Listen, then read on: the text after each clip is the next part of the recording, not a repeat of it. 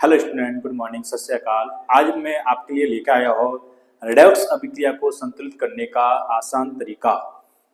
ये जो क्लास 11 है, क्लास 11 के अंदर ये जो पोर्शन है बहुत ही इंपॉर्टेंट होने वाला है और हर साल आपके ईयरली हो या हाफ ईयरली हो तो उसके अंदर इसके क्वेश्चन आपको देखने को मिल जाएंगे। तो अपन आज डिस्कस करेंगे रेडॉक्स अभिक्रिया को संतुलित करना। तो आपको सबसे पहले ये देखना है कि रेडॉक्स अभिक्रिया संतुलित करने हैं, उसको करने के लिए कितनी विधियां है? दो विधियां है। कितनी विधियां है? दो विधियां। सबसे पहले कौन कौन सी विधि है? एक विधि है उसका नाम है ऑक्सीकरण अंक विधि। ऑक्सीकरण अंक विधि, ठीक है। और दूसरी जो विधि है उस विधि का नाम है आयन इलेक्ट्रॉन विधि। कौन सी है? आयन इलेक्ट्रॉन विधि। और इस आयन इलेक्ट्रॉन विधि है, इसका एक नाम और है, इसको अपन अर्ध अभिक्रिया विधि भी कहते हैं। क्या कहते हैं बच्चों? अर्ध अभिक्रिया विधि भी इसको कहते हैं। तो बात की जाए रेडॉक्स अभिक्रिया है उसको संतुलित करने का जो तरीका है वो तरीके कितने होते हैं? दो तरीके होते हैं। पहला तरीका है जिसका नाम है ऑक्सीकरण अंक विधि और दूसरा तरीका है जिसका नाम है आयन इलेक्ट्रॉन विधि या उसको कहेंगे अर्ध अभिक्रिया विधि, ठीक है। तो दोनों को पढ़ेंगे, लेकिन सबसे पहले पढ़ेंगे अपन ऑक्सीकरण अंक विधि। तो हमारा अब जो टॉपिक है उस टॉपिक का नाम है ऑक्सीकरण अंक विधि, ठीक है। ऑक्सीकरण अंक विधि। अब ऑक्सीकरण अंक जो विधि है, इस विधि के अंदर हम डायरेक्ट एग्जाम्पल में जाने से पहले अपन इसके अंदर कुछ रूल्स होते हैं, उस रूल्स को हमको फॉलो करना है। अगर वो रूल्स हमको अच्छे से याद है तो अपन ऑक्सीकरण विधि के अंदर किसी भी रिएक्शन को हम ऑक्सीकरण विधि से इजीली से इसको सॉल्व कर सकते हैं, ठीक है। तो सबसे पहला जो पहला रूल्स है उस रूल्स का नाम क्या है? सबसे पहले आपको जो रेडॉक्स रिएक्शन दी हुई होगी उस समीकरण में आपको पहचानना है कि कौन सी अभिक्रिया ऑक्सीकरण हो रही है और कौन सी अभिक्रिया अपचयन है, ठीक ना। तो आपको क्या देखना है? सबसे पहले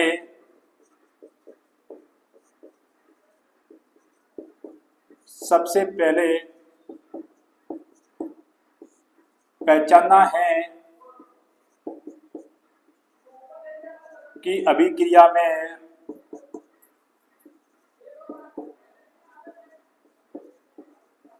ऑक्सीकरण व अपचयन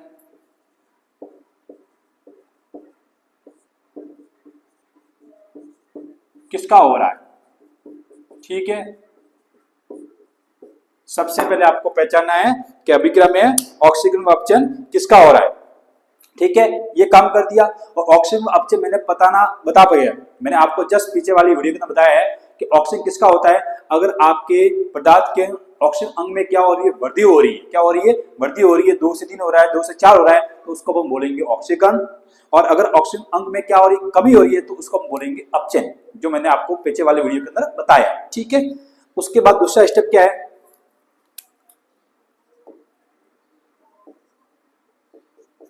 जिस पदार्थ का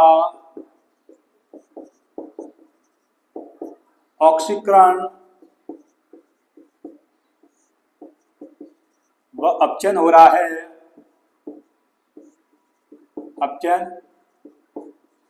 है, पहले उसे संतुलित कीजिए, ठीक है। पहले आपको उसे संतुलित करना है, ठीक है। अगली जो विधि है उसके बाद जिसका ऑक्सीजन हो रहा है, अपचयन हो रहा है, उसको हमने बैलेंस कर लिया। उसको बैलेंस करने के बाद आपको उसमें देखना है आवेश। क्या करना है? आवेश। अगर आवेश अभिकारक उत्पाद में दोनों जगह पर आवेश अगर बराबर है तो कोई बात नहीं, तो कोई वांधा नहीं है। लेकिन अगर आवेश में अंतर है तो सबसे पहले आवेश का अंतर निकालना है और आवेश का अंतर निकालने के बाद उस आवेश को क्या करना है? संतुलित करना है। तो तीसरा स्टेप है आवेश को संतुलित करें।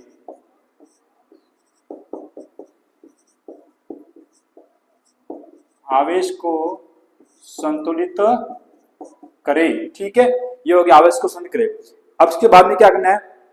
अभिक्रिया के अंदर आपको देखना है अभिक्रिया में O और H ऑक्सीजन और हाइड्रोजन को छोड़कर से सभी जो तत्व है उनको आपको क्या करना है, पहले संतुलित करना है। तो लिखना है आपको चौथा स्टेप, अभिक्रिया में O व H के अलावा शेष सभी तत्वों को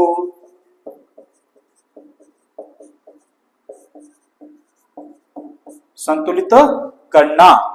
अब आपको देखना है, अब पांचवा स्टेप क्या करना है, पांचवें स्टेप में अभिक्रिया होती है, उस अभिक्रिया के लास्ट में आपको देखना है, अभिक्रिया के लास्ट में कभी कभी अंत में आपको या तो H2 दिया हुआ आएगा, सब में नहीं होता है, किसी किसी में होता है, या तो आपको H2 दिया हुआ आएगा, या आपको HN दिया हुआ आएगा, या आपको OH दिया होगा। तो इनको छोड़ करके समीकरण को संतुलित करना है, ठीक है।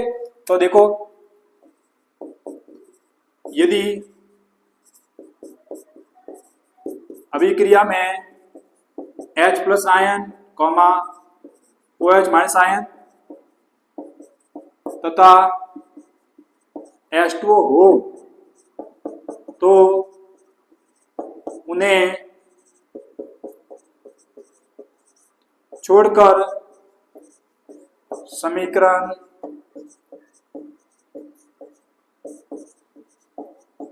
संतुलित करना है, ठीक है ना। अभिक्रिया में आपको अगर H प्लस आयन दिखे, OH माइनस आयन दिखे और H2 दिखे तो इनको छोड़कर अभिक्रिया को क्या करना है, संतुलित करना है।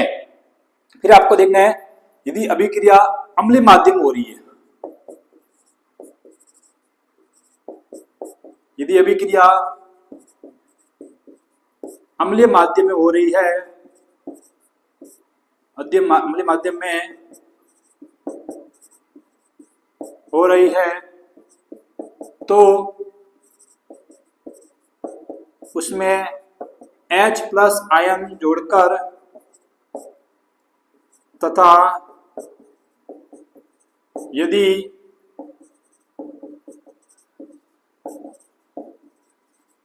क्षारीय माध्यम में हो रही है तो OH माइनस आयन जोड़कर संतुलित करना है। क्लियर। आपको अभिक्रिया को देखना भी है कि अभिक्रिया यदि अम्लीय माध्यम में हो रही है तो उसमें H प्लस आयन जोड़कर इसको बैलेंस करना है। आपको देखना है, अगर H प्लस आयन की कमी है तो H प्लस आयन जोड़ो और उसको संतुलित कर दो, और अभिक्रिया अगर सारे माध्यम में हो रही है तो उसके अंदर OH आयन जोड़ करके आपको उसको बैलेंस करना है। तो ये जो सारे के सारे रूल्स है, ये सारे के सारे आपके स्टेप है, ये आपको याद होने चाहिए, तभी आप ऑक्सीजन अंक विधि के द्वारा आप किसी भी अभिक्रिया को, रेडॉक्स रिएक्शन को आप बैलेंस कर सकते हो, ठीक है ना। तो अपन अब एक रिएक्शन लेते हैं और रिएक्शन को अपन सॉल्व करते हैं इसी मेथड के द्वारा, ओके। अब देखिए अपन एक एग्जांपल लेते हैं, जैसे कि अपने साथ में एक एग्जांपल है, अपन एग्जांपल लेते हैं FeCl3, इसकी अभिक्रिया अपन करवाते हैं H2S के साथ में और दोनों की अभिक्रिया होगी तो इससे बनेगा आपका FeCl2 प्लस S बनेगा और आपका साथ में बन जाएगा HCl। क्लियर। तो ये जो अभिक्रिया है ये रेडॉक्स अभिक्रिया है, इसको आपको क्या करना है, संतुलित करना है, ठीक है। तो सबसे पहला स्टेप क्या था, सबसे पहला स्टेप था आपका कि आपको जो अभिक्रिया दी हुई है, आपको जो अभिक्रिया गिवन है, जो दी गई है, उसके अंदर आपका ऑक्सीजन और अपचयन हो रहा है, उसको आपको पहचानना है, ठीक है। और पहचान का तरीका एक ही है, ऑक्सीजन अंक के आधार पर ऑक्सीजन अंक को देखना है, जहां पर ऑक्सीजन अंक की कमी होगी वहां पर क्या होगा, अपचयन होगा, और जहां पर ऑक्सीजन अंक की वृद्धि होगी वहां पर क्या होगा, ऑक्सीजन होगा। तो चलो अपन देख लेते हैं। अब यहाँ पर देखिए, हमको इसके अंदर FeCl3 के अंदर हमको Cl का पता है लेकिन Fe का पता नहीं है, तो Fe का ऑक्सीजन निकालना है और ऑक्सीजन अंक निकालना है, मैंने आपको बताया है। जिसका पता है उसको मानते हैं X प्लस Cl का होता है माइनस का 1 और बड़ा इसके परमाणु कितने दिखे, 3, ये आ गया और बराबर में 0, ठीक है।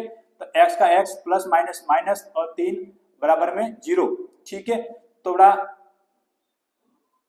बराबर 0 आ गया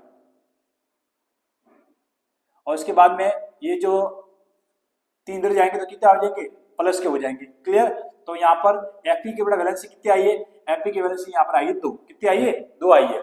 अब यहाँ पर देखिए H2S के अंदर हमको S का पता नहीं है, सल्फर की निकालनी ना, तो H की कितनी होती है प्लस की 1 होती है, और इसके बराबर कितने दिख रहे 2 दिख रहे, तो 2 कर लो, ठीक है, ये गुना हो गया, प्लस S की पता नहीं तो X आ गया, और यहाँ पर लगा दिया हमने 0, क्या लगा दिया 0 लगा दिया। अब देखिए 2 का गुना 1 से किया, 2 का 2, प्लस का प्लस, X का 1 और बराबर 0 का 0।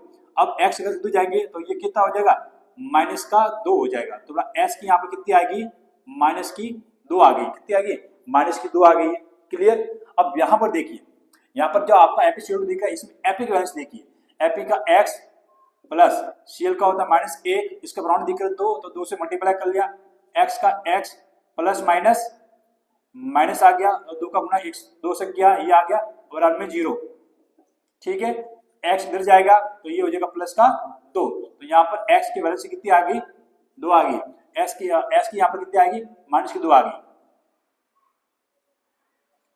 सॉरी यहाँ पर f की कितनी आ गई 3 आ गई ना, तो आपको 3 देखना है, 3 देखना है, क्लियर।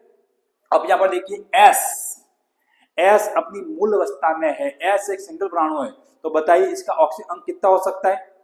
मैंने आपको बताया था जब को परमाणु अपनी मूल अवस्था में होता है, जब को परमाणु एकल अवस्था में होता है, सिंगल अवस्था में होता है, तो उसकी ऑक्सीजन संख्या कितनी होती है 0 होती है, कितनी होती है 0 होती है।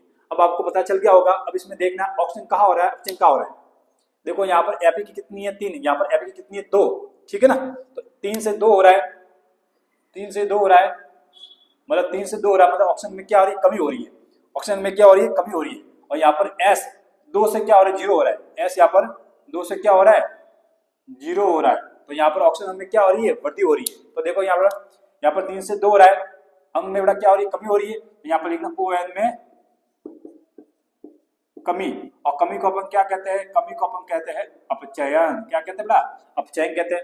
और यहाँ पर -2 से 0 हो रहा है, -2 से 0 मतलब -2 के बाद में क्या आता है -1 आता है, और -1 के बाद में क्या 0 आता है, मतलब कितने का अंतर है 2 का अंतर बेटा, तो यहाँ पर 2 की क्या हुई कमी, तो यहाँ पर ON में क्या हो रही है, यहाँ पर ON में हो रही है कमी, इसको सॉरी ON में हो रही है वृद्धि, क्या हो रही है ON में हो रही है वृद्धि, तो इसको क्या बोलेंगे, इसको बोलेंगे अपन ऑक्सीकरण रिएक्शन। ओके, तो सबसे पहले हमने इस अभिक्रिया के अंदर एपी का तो हो रहा है अपचयन, और H2S के अंदर S का हो रहा है आपका ऑक्सीकरण, ये पहचान लिया। इसको पहचानने के बाद अपना दूसरा स्टेप क्या होगा, ये पहला स्टेप हो गया, दूसरा स्टेप है कि जिसका ऑक्सीजन हो रहा है और जिसका अपचयन हो रहा है उसको से लिखना है,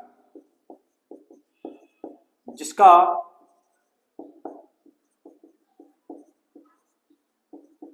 ऑक्सीकरण व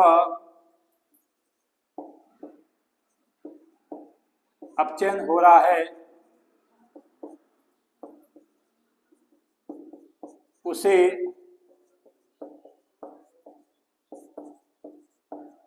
संतुलित करना। अब आपको देखना है, ये रिएक्शन मैंने लिख ली, यहां पर देख ले वापस एक बार, FeCl2 plus H2S is equal to FeCl2 plus S plus HCl। तो यहाँ पर हमने देखा कि यहाँ पर Fe का तो क्या हो रहा था अपचयन हो रहा था, तो Fe को अपचयन हो रहा है, तो जिसका ऑक्सीजन में अपचयन हो रहा है इसको क्या करना है संतुलित करना है, तो Fe यहाँ पर कितना है 1, यहाँ पर Fe कितना 1, ओके। अब सेलन तो क्लियर, Cl यहाँ पर कितना है Cl2 बड़ा, अब यहाँ पर जिसका ऑक्सीजन हो रहा है ऑक्सीजन किसका हो रहा था S का, S यहाँ पर कितना 1, और यहाँ पर S कितना 1, तो संतुलित पहले से है ये, तो हमको करने की जरूरत नहीं है।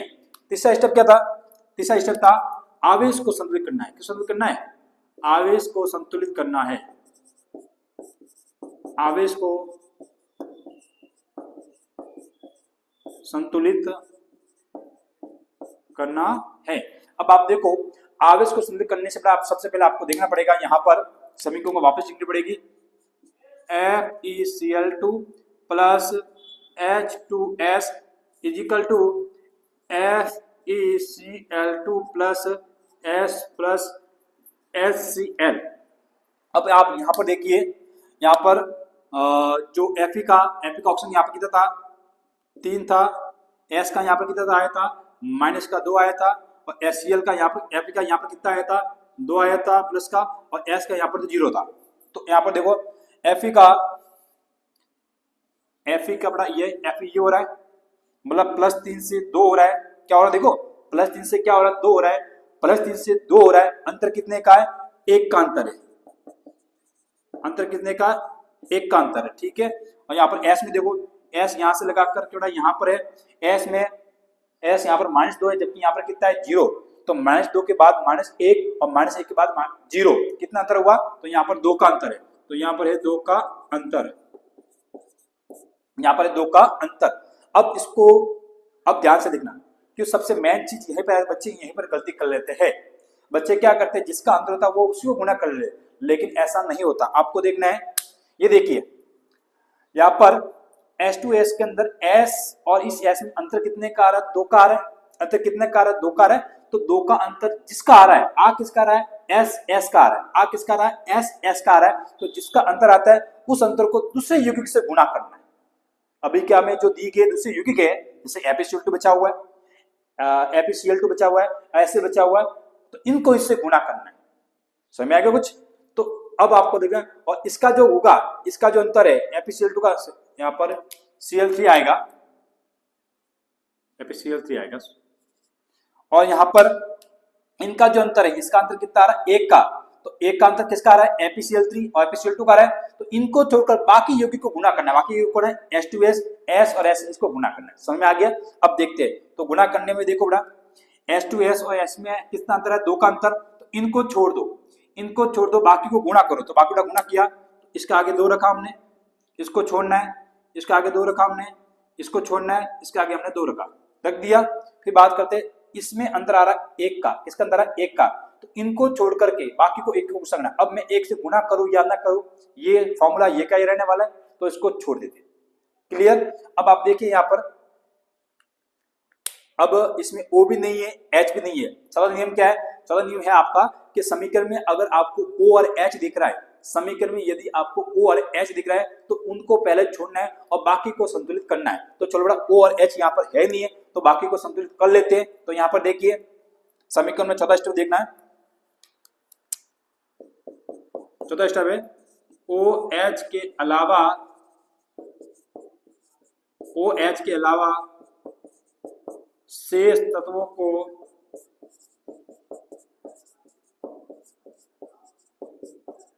संतुलित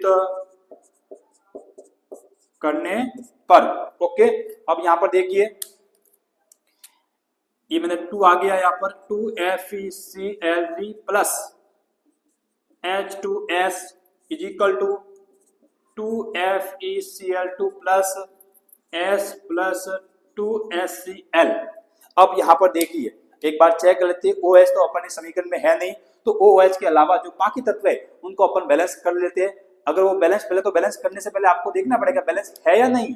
तो अब यहाँ पर देखो Fe कितना है, 2, यहाँ पर Fe कितना है, 2, और यहाँ पर भी Fe कितना है, 2, बैलेंस है।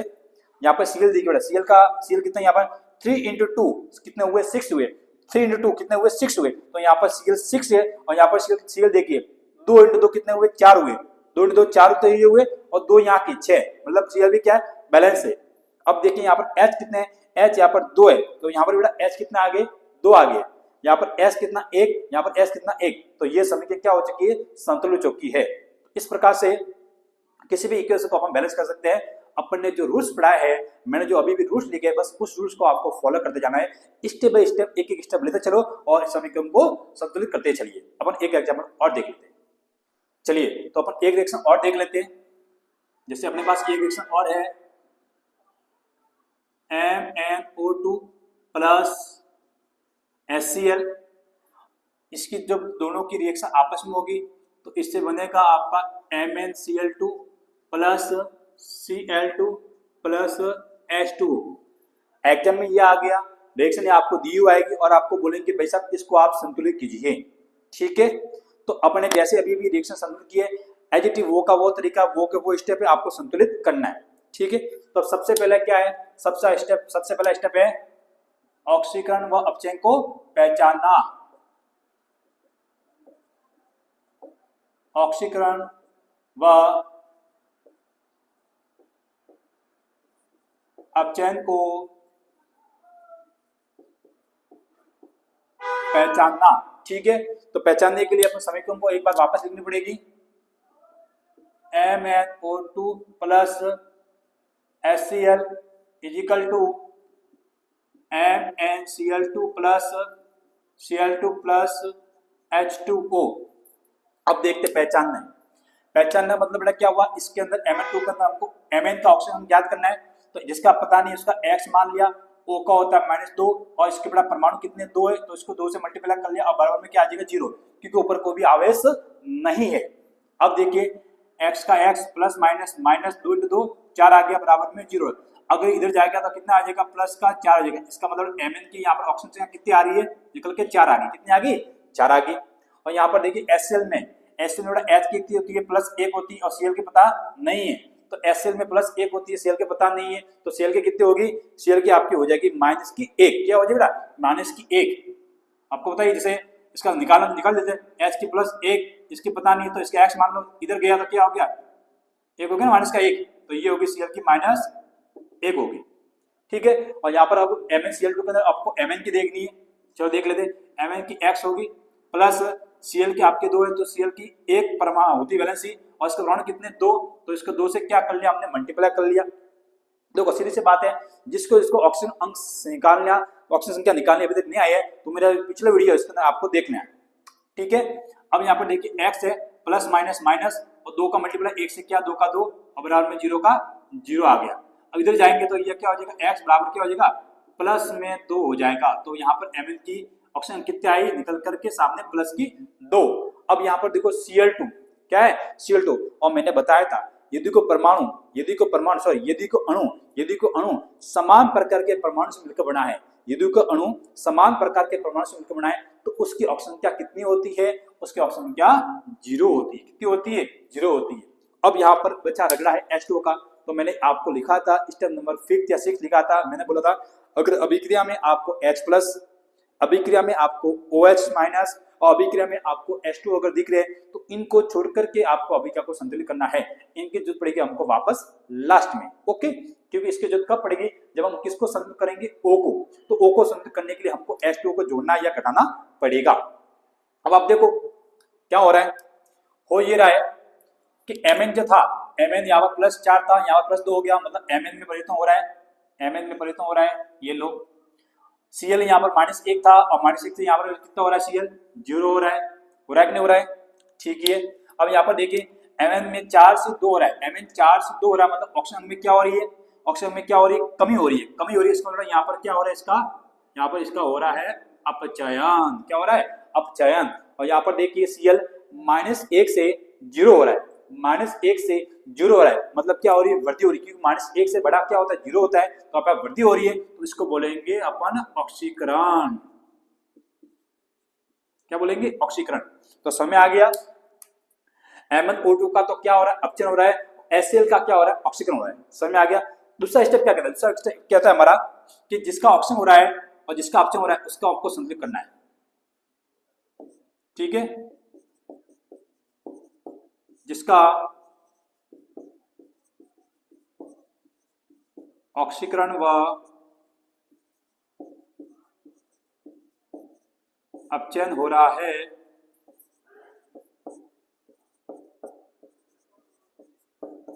उसे संतुलित करें। ठीक है, अब आपको रिएक्शन को एक बार वापस लिखना पड़ेगा, रिएक्शन को वापस लिख लेते अपन, MnO2 प्लस की HCl is equal to MnCl2 plus Cl2 plus H2O। अब यहाँ पर देखिए H2O को आपको एक बार छोड़ देना है, क्योंकि इसको संतुलन में भाग नहीं लेना, वरना आपको गड़बड़ हो जाएगी। अब मैंने बोला जिसका ऑक्सीजन हो रहा है, ऑक्सीजन इसका हो रहा था, इसका हो रहा था, इसको संतुलित करना है। Mn यहाँ पर कितना है, 1, Mn यहाँ पर कितना है, 1, संतुलित है। Cl यहाँ पर कितना है, 1, और Cl यहाँ पर कितना है, 3, Cl यहाँ पर कितना है, 3, तो 3 है बड़ा, 3 का सॉरी 1 2 3 4 है, 4 है, जबकि यहाँ पर Cl कितना, 1 ही है, तो इसको संतुलित करना पड़ा। और संतुलित करने के हम क्या लगाएंगे आगे, यहाँ पर अगर Cl 4 है तो मुझे यहाँ पर संतुलित करने के आगे क्या लगाना पड़ेगा, 4 लगाना पड़ेगा। अब ये हो गया संतुलित, क्या हो गया, संतुलित। ठीक है, दूसरा स्टेप क्या कहता है, तीसरा स्टेप, आवेश को करना है संतुलित। किसका करना है, आवेश को करना है संतुलित।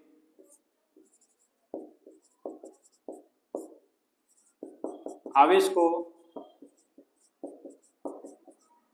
संतुलित करने पर।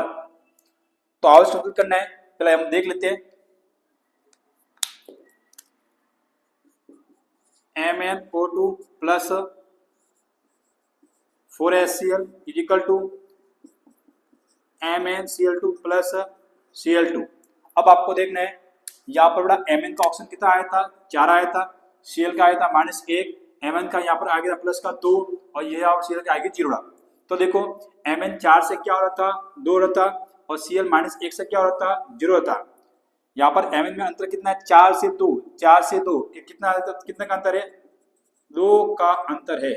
कितने का अंतर है, 2 का। और -1 से 0 यहाँ पर कितने का अंतर है, 1 का अंतर है। तो मैंने आपको क्या बोला था, मैंने आपको बोला था कि जिस यौगिक का जो अंतर आ रहा है उस अंतर को बाकी यौगिक से क्या करना है, गुना करना है। अपन से एक गड़बड़ हो गई है। गड़बड़ देखो यहाँ पर मैंने सेकंड स्टेप में लिखा है कि जिसका ऑक्सीजन हो रहा है और जिसका अपचयन हो रहा है संतुलित उसे करना, ठीक है ना। तो अपने बाकी को संतुलित कर लिया। देखो ऑक्सीजन किसका हो रहा था, ऑक्सीजन हो रहा था Mn का, Mn के अंदर एक और अपचयन किसका होगा, Cl का, Cl से Cl होता। अब Cl यहाँ पर कितने हैं, 2, तो यहाँ पर Cl कितने होने चाहिए, 2 होना चाहिए थे, जबकि हमने कितने लिख लिए, 4 लिख लिए। आपने चारों को गिन लिया, 4 को लिखना है। जिसका अपचयन हो रहा है, अपचयन HCl का अपचयन Cl2 हो रहा है, HCl का अपचयन Cl2 हो रहा है, तो Cl2 कितने, 2, तो यहाँ पर Cl कितने होने जाएंगे, 2 हो जाएंगे। ये ध्यान रखना आपको, ठीक है ना कि टोटल करना है आपको, टोटल लास्ट में करना है। अब देखिए यहाँ पर, अब यहाँ पर आवेश को संतुलित करना है। तो आवेश हमने देख लिया, आवेश Mn के अंदर 2 का अंतर आता है, जबकि HCl के अंदर 1 का अंतर है। तो जिसके अंदर 1 का अंतर आए तो इसको छोड़कर 1 से गुणा करना है, तो 1 से गुणा करेंगे वो का वो रहेगा।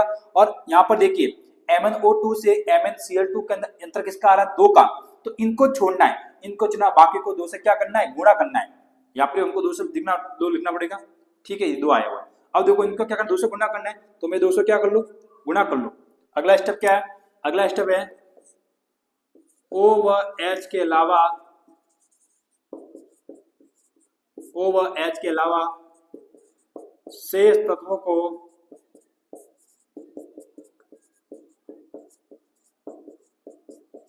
संतुलित करना है। चलो अपन देख लेते हैं। MnO2 प्लस 2 2 कितना हो गया, 4 हो गए, 4HCl is equal to MnCl2 plus Cl2।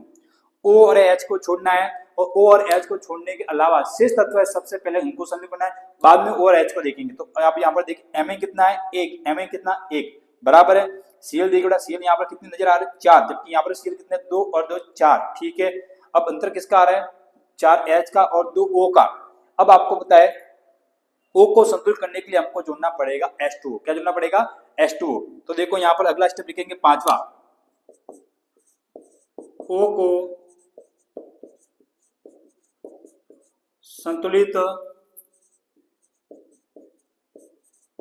करने के लिए H2O अणु को जोड़ते हैं, ठीक है। अब देखिए यहाँ पर MnO2 plus 4 times of HCl is equal to MnCl2 plus Cl2। अब यहाँ पर देखिए O कितने बेटा, O आपको दिख रहे हैं 2, तो O को बैलेंस करने के लिए H2O के एक अणु में O कितना आता है, 1 आता है, जबकि यहाँ पर अणु कितने, 2, इसलिए H2O को हमको कितने अणु को जोड़ना पड़ेगा, यहाँ पर H2O के 2 अणु को हमको जोड़ना पड़ेगा। अब देखो ऑक्सीजन के कितने एटम हो गए, 2 हो गए, और यहाँ पर भी ऑक्सीजन के एटम कितने, 2। अब हाइड्रोजन को संतुलित कर दे, हाइड्रोजन यहाँ पर कितनी 4 है, और हाइड्रोजन यहाँ पर कितनी होगी, 4 होगी। अब ये समीकरण क्या है, संतुलित हो चुकी है। तो देख लो ये स्टेप इस प्रकार से आपको समीकरण को संतुलित करना है।